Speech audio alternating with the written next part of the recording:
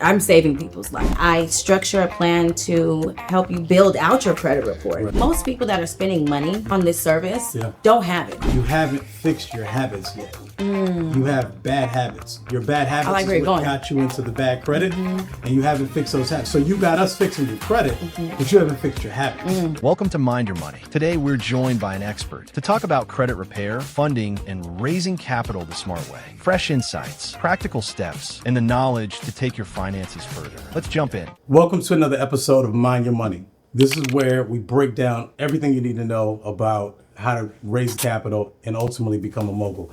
Today's episode, I'm going to interview a really good friend of mine, someone that over the years who has morphed into becoming such an amazing lady. She does credit repair, credit building, funding, capital raising. She's done trucking. She has managed a total serial entrepreneur.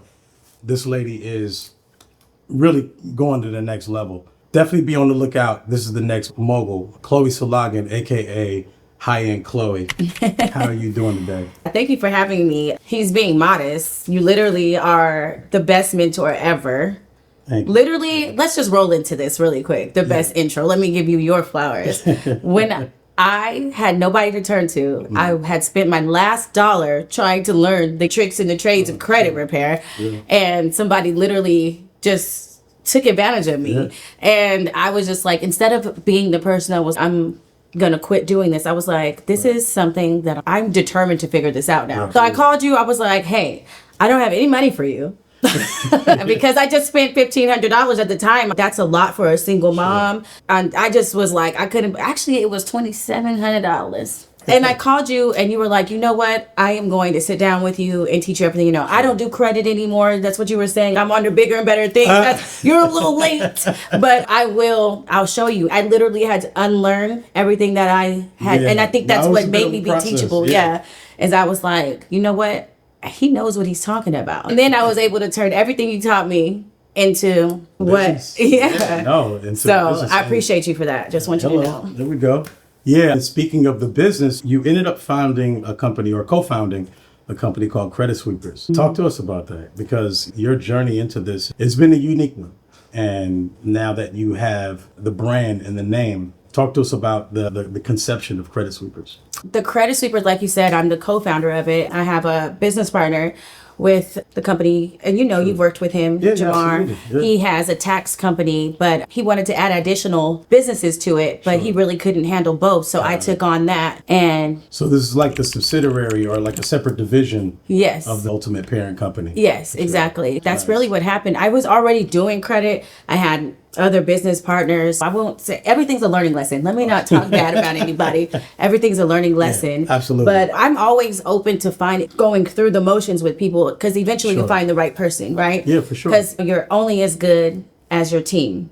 And you're only as good as your systems. Without a system, you don't have a business. You just have something where you're robbing people for their money. Yeah, there's a whole lot of robbing Peter to pay Paul. Yeah.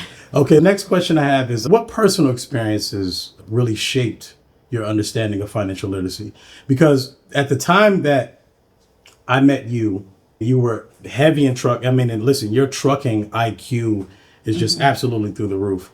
The average person would be like, why'd you stop doing dispatch and trucking?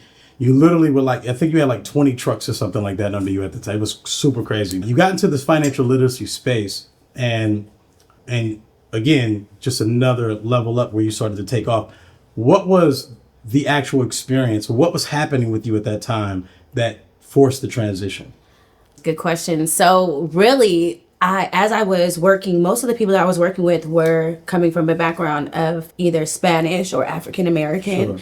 So when I was dealing with them, their mindset, it's like you're an owner operator, but you're thinking like a worker. So are you really... They're not thinking like an entrepreneur. You're not thinking like an entrepreneur, because really, it's like when you walk into an industry where in hindsight, you're having to go on the load board, even as an entrepreneur, and find loads, It's not like you're just creating, you have to find the money. You know what I mean? You're not creating a job unless they're opening up a warehouse and they're becoming the entrepreneur by doing the 3PL, housing the items that are being delivered. Nobody was doing this. So as I'm in trucking, I'm like, the people that I'm dealing with are really they're blocked. They get to where they're going, but then they're blocked. So I'm like, this is not leading to where I see myself going. And I'll easily separate myself from something that's holding me back. But I was able to be a problem solver for these people by I started off with business credit. That's what I started off doing. I started off building people's paydex score because obviously they already have an LLC, so hypothetically, EIN. you work with them because you want to help them get a truck or get 2 more trucks. Exactly. 3 more trucks. Or even get fuel cards or where they're not using their real cash or help them get funding. I ended up focusing my niche was the trucking industry until I started to feel that I was babysitting in a sense. Got it. And for me, I just decided I can offer this same thing to everybody. Why am I staying in this lane? It was great for the moment. Yeah. But I will say that you have to unlearn what you know to get to where you're going. So if I'm working with owner operators, they're like, oh, that's not what I know. That's not what they told me. Then I can't help you. And I was dealing with a lot of roadblocks there, getting frustrated because they're not listening. You don't know what I know. You are only good at what you're good at. And building a team, people have to know their position. They have to know their positions. And when people work, these people spend their whole lives and they're lonely on the road. So this is their baby. The way they treat their business is like, very, very, very, it means more to them than, for instance, I have several businesses, but I don't treat them, I would never look at it the same as like an entrepreneur because it's the different sacrifices that they take to get their business. They're harder to work with. No, I don't want to say that. What I say, there's a difference between being self-employed and being an entrepreneur. Self-employed people I need to do everything myself mentality. And it seems like that's the kind of people that you were working with in a lot of cases. Exactly. And listen, owner-operator, the name by itself says I'm self-employed. Yes. The owner-operator becomes a full-blown trucking company or a logistics business when they become an entrepreneur. Yes. And that's the difference in the mentality. Yes, the amount of people that could benefit from the things that we both offer in that industry is limitless. And I wish that there was more people that were aware of how you can really save your businesses because a lot of their businesses are crashing. But if they handled their finances right and leveraged OPM, other people's money, then they wouldn't be spending the money that they got every Friday or from their loads every week on the investments of the company. So, which is a great segue actually to my next question, because I'd like to know more about the services High-End Cloe and the Credit Sweepers actually offer. I know credit services in general to be credit repair, but can you be a little bit more specific about what you guys do, what you guys offer? First of all, let's be very clear. I'm saving people's lives. Okay. Sure. You're going from I'm not getting approved for anything to hearing yes. Life changing, sure. So I don't call my business is a for you. Like I make sure that I identify what are your goals? That's right. Are you trying to buy a car? Are you trying to buy a house? Are you trying to get funding for a business? These are 3 different clients. So when I identify that, I structure a plan to help you build out your credit report. Because somebody who's trying to get funding doesn't need the same credit report as somebody trying to get a car. That's the number one thing is I make everybody feel special. I'm going off the topic, but I think that's concerning for me because as I grow, people are going to have less of that from me. So in addition, it's credit building, but credit building for that particular client, what their goal is. After that, actually going with my connections, whether if it's underwriters or people that we know getting funding. And then after that, I start their businesses. If they don't have a business started, I start your business formation. Yes. And building them up so that they're a completely different person when they open their portfolio. So I feel like credit, it's not like my purpose, right? My purpose is to get you where you want to be in life because I was once not where I wanted to be in life. So, that's a real dope spiritual tone too, because you're at service. And, I'm a God-fearing man myself, and I just always have this full faith and belief that you need to be at service at all times. And I think that's where the satisfaction, the joy, and actually even the reward of it all really comes from. And it seems like you totally adopted that. All right, no. Wait. You're right. I was in the hair salon the other day and my hairstylist, I was telling her like, I swear I have to deal with so much with these people. She goes, but you deal with it, so you must like it. That's a fact. And I had to think I think I do like this. I like helping y'all. So let's dive a little bit more into the credit repair aspect. Of course, we're going to give you guys a little bit of sauce. I mean, just a little bit, right? No gatekeeping. No gatekeeping. No. I want to discuss some of the strategies because there's a little bit of everything that's out there.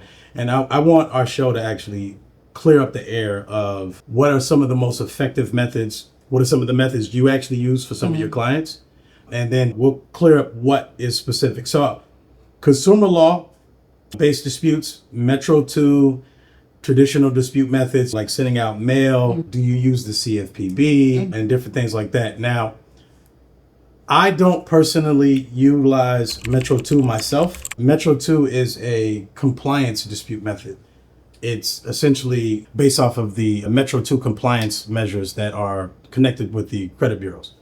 So you go through a company called eOscar. eOscar is the portal that Metro 2 compliance and everything goes through. So what they're doing is they're structuring these letters to identify things that are not in compliance with that, yet at the same time, that doesn't necessarily match up with law. So consumer laws is more so my method. But can you tell us a little bit about yours? Yeah. So I actually do a mixture of everything. But when I initially get my clients, this is so important because if my clients could do this on their own, then it would be a lot faster process. But updating your address helps my dispute process go crazy.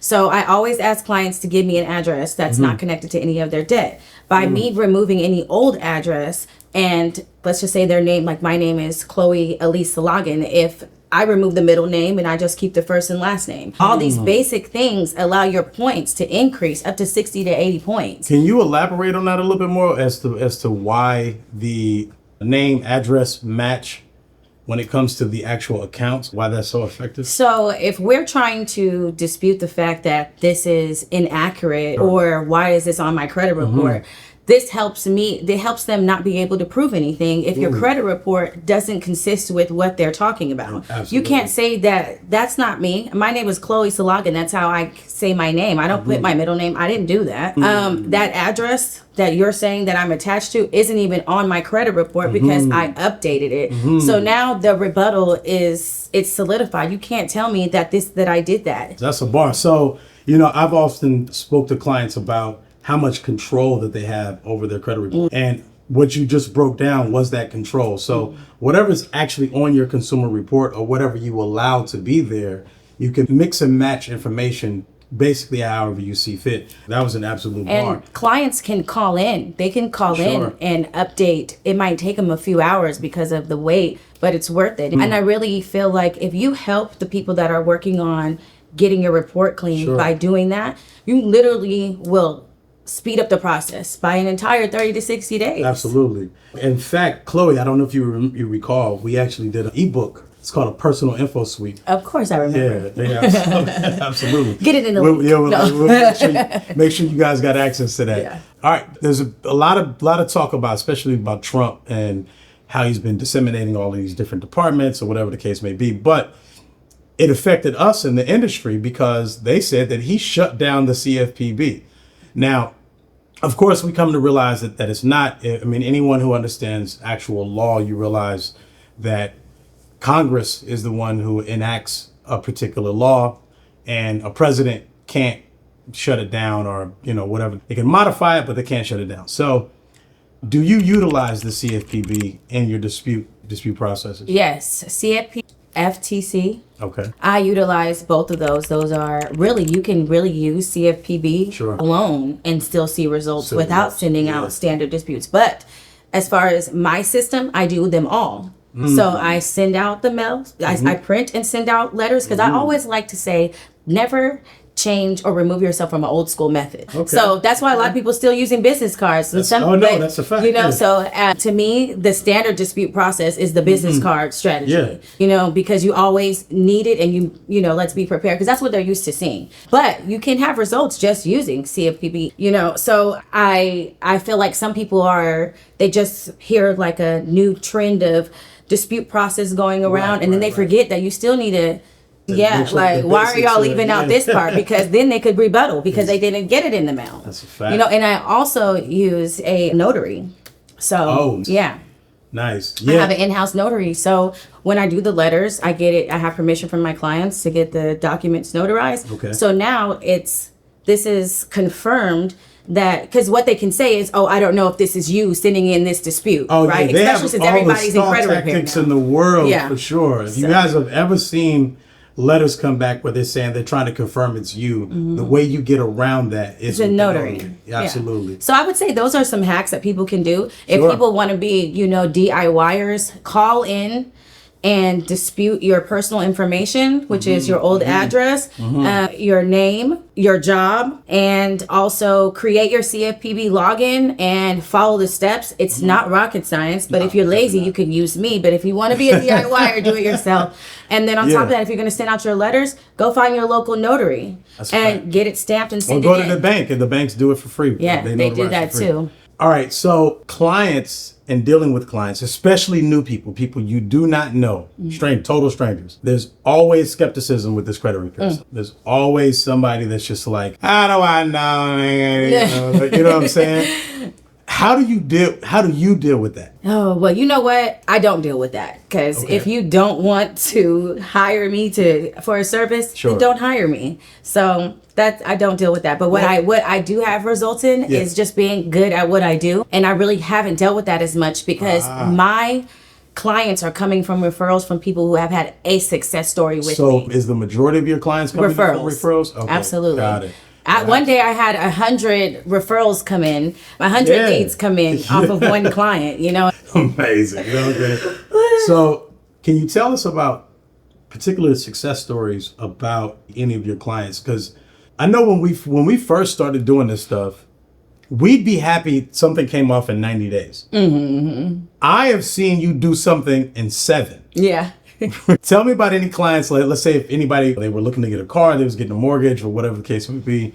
I mean, you don't have to drop their names if you don't want to. I have a lot of success stories, but I will tell you, I had this one client, she called me, she was praising me. She was like, Chloe, I've been waiting for years. I didn't pay 3 people to do this. Wow. And nobody can even get this repossession off. She goes, you got this off in 30 days. Repos are hard.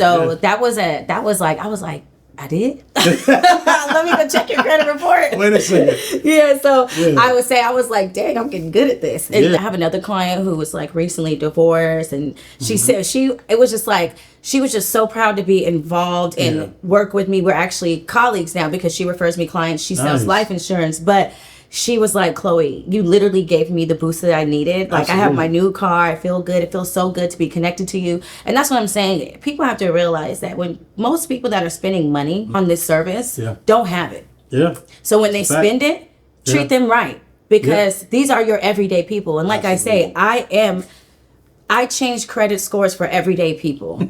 So I treat those people like I know you worked hard for that $900 or $999. But I really value the clients that I have as humans because, again, look how I started and what I went through with somebody taking advantage of me. And I had so much hope in the person. Absolutely. And I don't want to do that for people. And let me ask you this also. How important is it for the client to be involved in the credit repair process? We go through our normal onboarding, we put things in certain positions, whatever the case may be. But do you often get clients that they feel like they can just kick their feet up and everything is all good and you got it? Or how involved do you like your clients to be with you?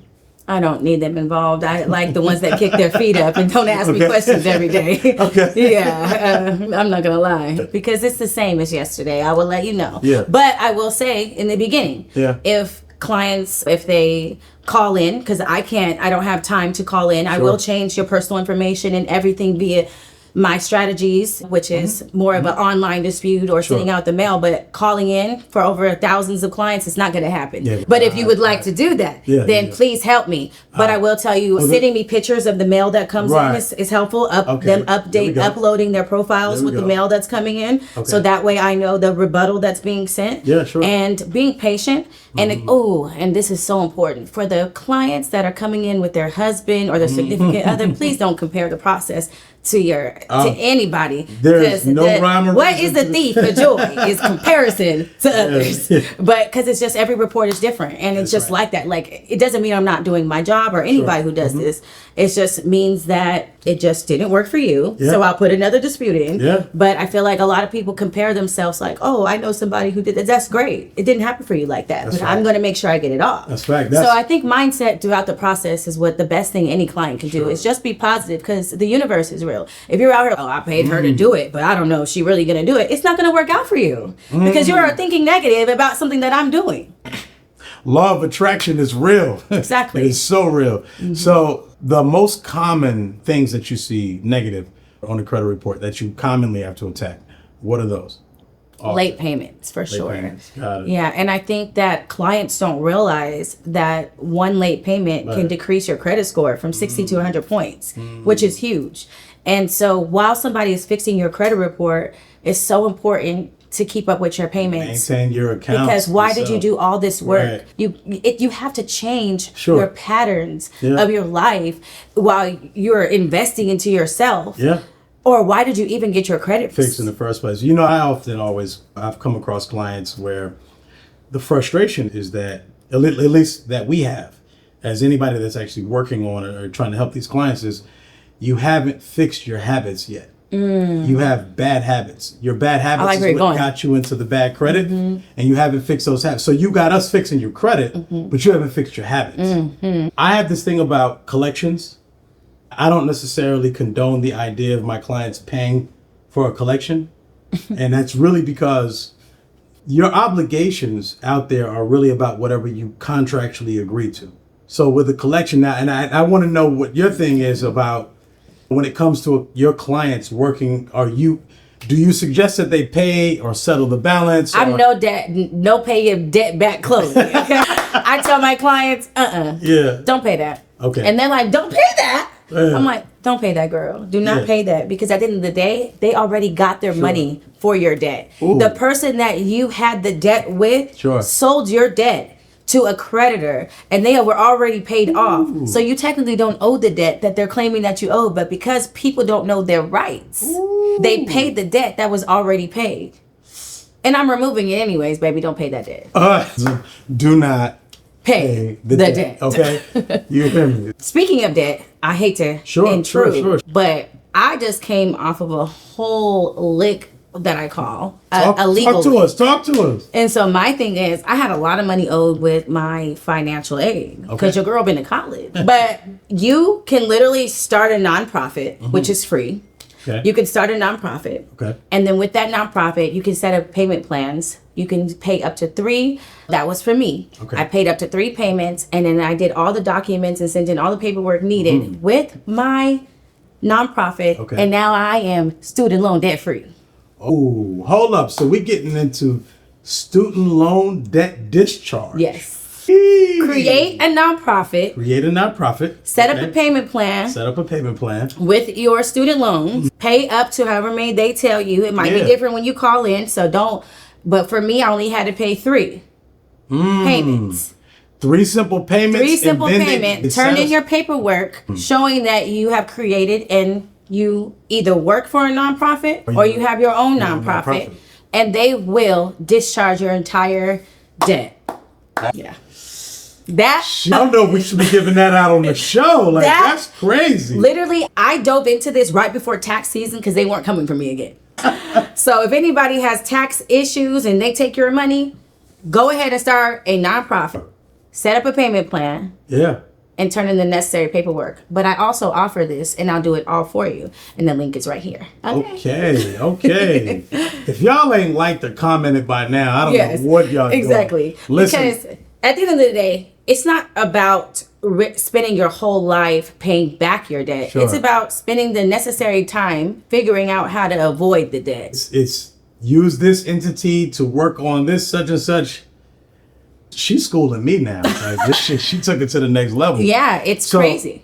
I need to talk a little bit about the business of credit, running the company, making money doing credit repair. This is for my aspiring people or the people that are already in the game right now that are doing their thing. The team, or do you run this on a solo?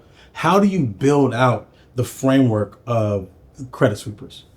First, like I said, no business is a business without a system. So I had to identify my system. Then I identified the roles. Then I hired. So what are some of the roles that you hired for? Onboarding. Onboarding. Dispute. Social media management. Email marketing. Ad manager. I don't do none of this. But I only pay about $300 a month to each person who does do it.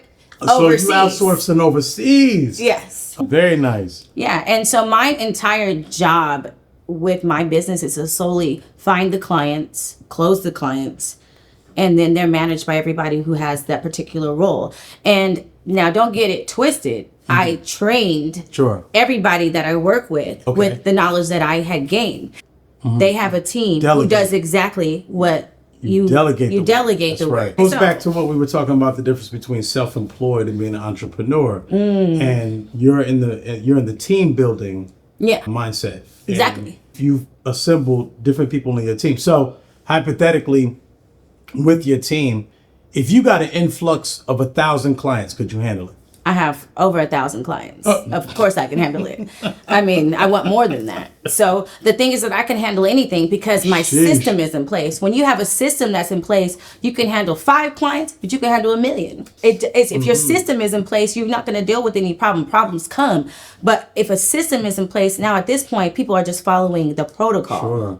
So that's big because the old clunker company, Lexington Law. I got to talk about them because Lexington Law is like the one company that everybody. The only thing Lexington Law did right was not market it. Like my business, people can say, "Oh, that's Chloe's business," right? So that's the problem because if Susie hypothetically don't like Chloe, Susie is not gonna invest into Chloe's business. Sure. But Susie, same client, will invest into Lexington Law because Lexington Law doesn't have a face to it. So no face branding is great, but it's easy. It's a scam. Because how can you find, it's like this. Let's just say I got my makeup done today, right? If I told her, because she wanted to form a payment that I did not have. I don't have Cash App. But anyways, I said, I'm going to have to figure out how somebody can send you that money. But she said, I know where you live. Sure. So therefore, what I'm saying is it's a trusted brand. Lexington Law is not a trusted brand. They are making you feel trusted because they are providing you with things that anybody could do within marketing. But in reality, they're just taking your money with the profiles in the dust. I've had my experience with Lexington Law, and I'm sure plenty of other people have, even way before we even got into this credit Super space. excited when I started working with Lexington Law. I was like, no, what? for sure. This is going to be life-changing. I come to find out all they did was literally just create some basic template letter and mail. Yeah, which is all being rebutted. Yeah, exactly. Okay. Like, what the hell is this? So we're saying you have layers of things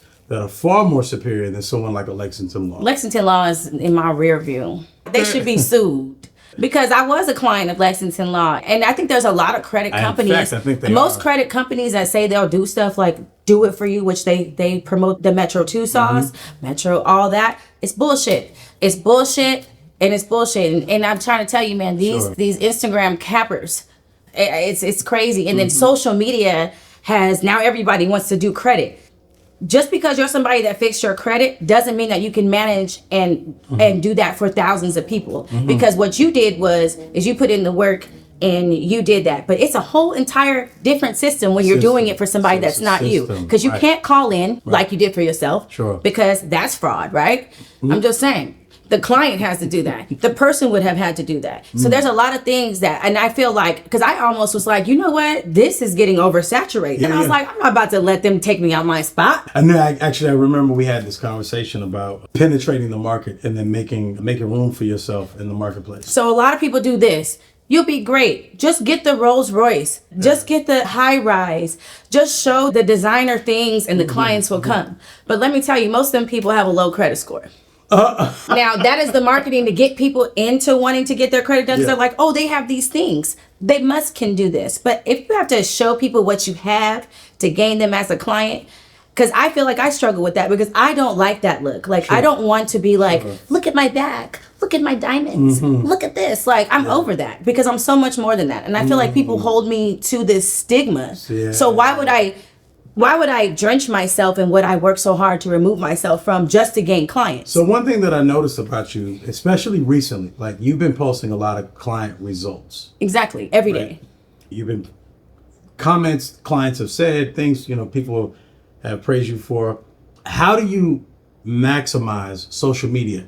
Because you said earlier that you get clients mostly off referral, but do you utilize social media to reinforce what you're already doing. Of course, social media is a free platform Sure. that people come to every day. People that come to social media every day is your everyday people who are using their idle time in really a negative way, if you think about it. But if I'm going to be a part of it, come and look at my page. That's right. fine. But what I did have to identify, and I think a lot of people struggle with this when it comes to social media, is that this is draining. Yeah. This is draining, and and I want to be present in my life. I have 2 kids. I'm very involved. So for me, I was like, is me working on doing these certain things that social media says I have to do worth my time? And no, it wasn't. So you know what I did? I put more effort in my already clients. So instead of me focusing on people who don't want to believe in me, I focus on the clients that do believe in me, and I put money in their pockets. So that's for anybody who is my client, who I haven't talked to, and you've seen results. You send me a client, you get $50. Those clients, right? And again, I basically know the answer to this, but credit education, testimonials, storytelling is the key, because people who really who are ready to spend, they really think that's bullshit. Posting your car and posting your luxury life. It's really no etiquette in it. But I will say the real clients want to see what you've done for people, and the real ones who are ready to pay want to hear it from their cousin. The true most successful content is actually referral showing based. the results. But that's my dad's been in business since I was a kid. And I used to see people coming in and out of our house that were regular people that you would think that people would look down upon on social media, right? But these people have millions of dollars. So my thing is that my daddy always taught me, go back to the old school way, do good business, do right by people, and you will see a whole different thing happen in your life. What I had to do is I had to listen. And I took my dad's strategy. I went back to exactly what he said, because I look up to him.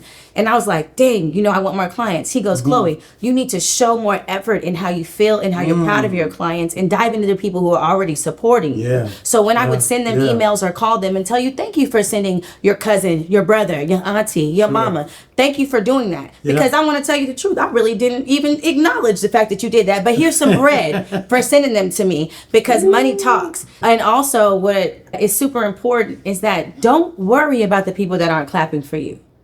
Focus on the people that are clapping for you. Focus on your email list. Focus on the people that took the time out to type in their email, their phone number, and don't annoy them and bother them, but definitely send out things to remind them. That's right. But at the same time, understand that the proof is in the pudding, and those people who don't want to take the risk just aren't meant to be great. Listen, speaking of which though, because you're full of gems and you're full of wisdom, clearly as we see, do you offer any additional services outside of just performing the credit repair? Yeah. For example, can I get High-End Cloe on the phone for a consultation? I mean, I do that for free. You know why I do that for free? I do that for free because I feel like I'm not going to charge you. I know that I have charged, and it's a part of it, but just like where I'm at right now, I'm not charging, only because my consultation to me is just a meet and greet. Like, how you doing? And it's just a typical thing. You don't have to pay for the things you shouldn't have to pay for things that you should get anyways. So for me, in order for me to even take your profile, I have to look at your credit report. That's a fact. So either way, this is something that I have to do. Yeah. I ain't going to talk to you for 30 minutes though. It might be via text. The consultation is not determined for a Zoom call or a phone call. So the initial consultation has a lot to do with I need to know exactly. I need to know what are your goals. I need to give you a proper credit analysis. So you can create an actual game. So that I can do the proper strategy to get you what you want. All right, now, so something outside of that. Let's say, for example, a client comes to you and they say, Chloe, can you teach me how to build my own business? What are you talking about? Yeah, and yes, I offer that, and it's worth every dollar, because this business, what I came up with the whole entire program. Within my program, not only will you learn about credit repair, but more so than anything, I'm teaching you how to be a boss. Meaning, I already have the business in a package for you. I'm just teaching you how to run the business. I already have the employees needed. I already have the system in place. All you're doing is paying the fee and getting started. You can make money the next day. I charge people $1,000 for credit repair. You made your money back. So the clients that don't want necessarily to start up their own credit repair business, but they do want the information. Do you have a community? I don't, but you do. I know. I think that I'm not. Listen, I'm somebody that I'm gonna take you to the end of the rainbow, to the gold. But you're the best person for people to be in the process. I think you trained me. You took your time with me, and you believed and you seen because I was hungry. Yeah. If somebody wants that, I'm not the person for that Sure. right now. Right now, I got the plan, I got the sauce, pay me, you're going to be in your bag. On that but note, if they want to get in the community, Sure. they need to get into yours. Mogul Maker Academy. Yeah, Listen, you made a mogul. I'm on my way. I'm literally Mogul a Maker testimony of what you have done. Thank you. I mean, from mindset to... I call you for everything. I don't know if y'all gonna be able to do that because the community is online on the school platform. But I will say that, remember we talked and we said, and I said, you know what? And you said, Chloe, I think that we talked about the qualities, and I can say I don't try to run on the bandwagons of things, and I don't think you're running. I think that you're smarter than most of these niggas out here. But I will say that if people really want to learn something, they need to get in your community because you taught me everything that I do know. Man, that's a you blessing. helped me build my business. You were the 911 call if somebody was on Family Feud because you were in prison. And a lot of people that were in prison think that they smart, but they still came out very dumb. Yeah. But you didn't. 5 years in the Fed. 5 years in the Feds, 5 years in the Feds. and you made great relationships. And then on top of that, your mindset, you were already smart, but you really dove into that. And you're a great teacher. And I feel you are my teacher. So people need to go, if they want to be taught, they need to come to you. If people want to get the bag, come to me. Not saying you can't get them there. I'm teaching 2 kids. You know, So I don't have time. let me ask you about the people that are like, yo, I rock with Chloe. I see what she on. Talk to me a little bit more about how the referrals work. How do they sign up with you? So basically, just let me know what's up. I'll put your information in. I'll send you a link. Every client that you input into your, you just send the link to, they'll put their information in my system, in my CRM. It'll see that it's under you and you get paid. Let me ask then, if that's the case, how important is word of mouth to the business? Word of mouth is everything. Word of mouth is everything because I swear I used to get talked about bad so much. So that word of mouth put a dirty taste in my mouth. Everybody has something bad to say about me because they would, for whatever reason. But I would say now my word of mouth is she different, but she really get it done. Yeah. She got business. You know, so I love that. But that's when I learned that at the end of the day, all marketing is good. Bad and, you know, good, whatever. Everybody's going to have something to say. All press is good all press? All press is good press. But I feel like I'm not here to, I don't care what you think about me. Sure. I don't worry about that. That's not even up for discussion. If somebody tries to speak to me about that, I will probably get off the phone. But what I do care about is your credit report. And what I do care about is getting you approved for what you want. Let's talk about something else that you care about. Your kids. Your family. I love my babies. Right. How does a mother of 2? You have 2 amazing kids, London and Winter. Well, both my kids have bank accounts. Both my kids have LLCs. Okay, so both my kids, if I were to die today, they will have $1 million. So at the end of the day, I think that people need to prepare themselves as if you won't be here tomorrow. How do you balance the workload, the work family life? You have to delegate. So it is delegation. Delegation is the answer to being able to, nothing is too much. Exactly. If you are so like, oh, I'm going to do everything, you're really not a boss. You're just somebody in your own way. Okay. So what challenges have you faced in this entrepreneur journey, especially when you're juggling the 2? Give me one specific challenge that, if it's with kids' fathers, if it's with old partners, if it's some of those challenges in order to get to this point, because you're advanced in the game, just in the game of entrepreneurship. And I'm saying you're advanced. Well, I've been an entrepreneur since I was, 18 years old. Even though I was in college, I was always selling something. It's funny. Let me tell you what. Let me just give y'all a quick answer. My son and I were driving in the car. He see a homeless man. He gonna say, I don't know why he asking him for money. I said, why you say that? He goes, because he could just sell something. And I was like, I'm doing a good job. Oh, that's a bar. Yeah. Your son said he could just sell something. He's 6 years old. He said, I don't know why he out asking for money when he could just sell something. That boy said, because I know I'm about to sell me some pizza today. Amazing. Future plans. And let me stop you real quick. But you and I personally have talked about a lot of your goals and where you want to take things. Because I think you said you're not passionate about credit repair, but I'm passionate about what credit repair can do. Yeah, about helping. So my passion is people. Yeah. Right? Because I know what it's like. But I know what it's like for people to look at my life and be like, I wish that I had that. And a lot of people turned left on me because of envy. Sure. So what I want to do is give back into the community so people don't have to have that enviness in them if they learn that they could do all these things on their own. So I started a nonprofit called Legacy Wealth Foundation. My nonprofit just got approved with a bid with Fresno Unified to teach my program in the school system. Nice. Teaching the kids what we had to learn when we got older. So in my nonprofit, these kids will get an LLC, they'll get a bank account, they'll get a business wardrobe, they'll get a headshot. What age are these kids? They're anywhere between 15 and 18 years old. Okay, nice. So with this nonprofit, Financial literacy program. Financial literacy program. But not just that, it is financial literacy, but it's somebody I want to give these kids. I'm like that fun auntie. You know what I mean? Like, even though I'm going to be teaching them, I want them to know that it's okay if you take your life serious and you want to do all these things, because it's so uncomfortable when you become smarter than your elders, right? So if they're going home like, Mom, did you know you could do this, you could do that? You can't do that shit.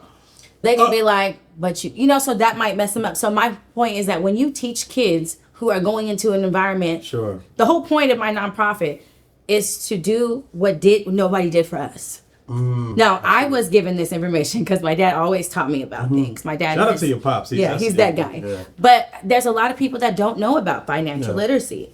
So with these kids, you could teach a kid about financial literacy, but how do you make them comfortable with the knowledge? So that's what the nonprofit is. Not only am I going to teach you about it, I'm going to help you be confident in it so that maybe you don't even share what you know. So you don't just talk the talk. You walk it. Wait till you have that bank account. Wait till you do have that business and you show your mom how you got funding when you just graduated from college and now you got 10, 15 brands. And that's crazy because my next question was going to be about advice for aspiring entrepreneurs, but clearly you're already setting up the youth in the city of Fresno. You're already setting them up. But I can do this in any city. So anybody that sees this, any high school, if you guys would like, I'm established, the paperwork is good, I have the insurance, everything. So I do want to do this nationwide because I feel like obviously having my system in the team, this is something that I could do everywhere. I feel like financial literacy saved my life. It saved me from being with the wrong man. It saved me from settling. It saved me from dealing with friendships. It saved me from thinking that I couldn't do because I can do. That's powerful. So personal motivation that has driven you to this point. And I'm gonna kind of end with this. You've discussed a lot of things, and honestly, you've kind of been, I think like a lot of us, you've had your ups, your downs. What is that spark that keeps you waking up doing this every day? Because this shit ain't easy. You know, I've been in the industry doing different things my whole life. I've never been somebody who wasn't real doing serial anything. entrepreneur. Yeah, I'm a real serial entrepreneur. But what I can say is, and I know this is going to be conflicting, don't rely on your kids, your parents, your family members, or anything outside of you. Because at the end of the day, when you look in the mirror, you make sure you have a relationship with God. And my relationship with God kept me going because people come for me because my light is bright and I'm anointed. But I will tell you is that my days, I got 3 days to cry and all the other days to get up. Let's try to wrap this up with this. Someone wants to come to Cloe Credit Sweepers and they want to do a strategic partnership. They want to align themselves with your brand. If it's a bank, if it's a school, if it's a separate company, or whatever the case may be. What are some of the ideas, like for example, real estate agents or lending services? How can you impact their business also when it comes to you being a strategic partner? Well, everybody needs me because I'm the one that's going to prepare your clients for the sale, right? Isn't that what they want at the end of the day? Real estate agent wants to sell a house. You can't sell a house to a client that doesn't get approved. Let's just see. Banking, people want to get funding because they get their percentage. Can't get your percentage unless you get them approved. You guys should be looking for me, but I'll come see you too. So it benefits the both of you, without a doubt. And I think that, again, the power in anything is understanding the roles. If people would understand that your light doesn't shine any less because I do right by my role. Because I'm going to do right by my role. That's right. But did you fumble when it was time for you to pick up the bag? That's right. But yeah, so I feel like everybody. So there's a great alignment with you when it comes to partnering with I'm a great team player. And it's never me. It's always anybody else why it goes left. So again, I want to thank my guest, Chloe Sologan, aka High-End Cloe, for allowing us to do this interview, and the Credit Sweepers team. If you guys got any type of value out of this, like, share, subscribe, Get this out to everybody you know. If you really want to learn the actual sauce of credit repair, credit building, and funding, you want to join the Mogul Maker community, the Mogul Maker Academy. We have a lot of guests like Chloe, a lot of guests that come onto the show, and other educators that in the financial literacy space that's going to teach you everything you need to know about this financial literacy game. Again, like, share, and subscribe, and I'll see you guys on the next episode. Salute.